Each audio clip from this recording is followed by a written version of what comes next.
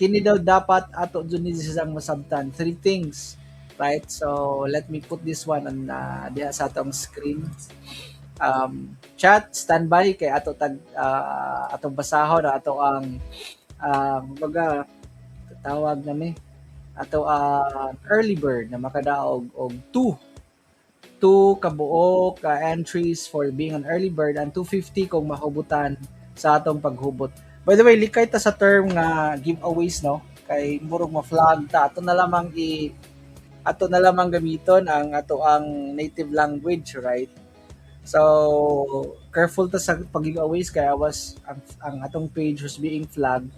And good thing ato ang I don't know, like malate po ning ato ang page or should I say ang ato account sa Facebook sa Macbee Herms na tingali po ilang i-flag, right? So likay ta sa term of giveaways dahil sa mga solid supporters, pa-remind ko na kay oh man sometimes yung ano ko ming file ko kanang or should I say tawag na ni lift ang house suspension sa ato ang Hex Philippines no na page nga dili nila ma-flag kumbaga. Well anyway, go back sa ato ang topic karon. Welcome sa itong ika-17th episode. Again, welcome pod sa atong new time slot that is 6:30 p.m. Philippine Standard Time. Today is June 9, Tuesday, 2026. Again, ang ato ang episode is Back to Crypto School episode.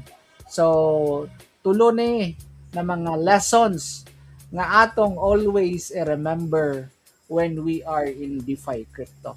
Right? So, kining tulo ka buok are very important. Basic, no? Basic na lesson na always na akong ipahinumdom labi na diha sa atong crypto community now. If you're just watching, and I hope no kining amo ang pagaistoryahan karon will bring or add value sa ato ang crypto journey. Ay nag-message na ako ganina, Kuya, sir, unsa ba ng crypto?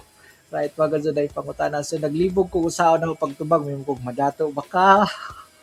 So I think the best answer is really to go to the fundamentals or the basic of things, right? So I think sa ahong sa nangutana na ako, no, nag-message na ako unsa ng crypto.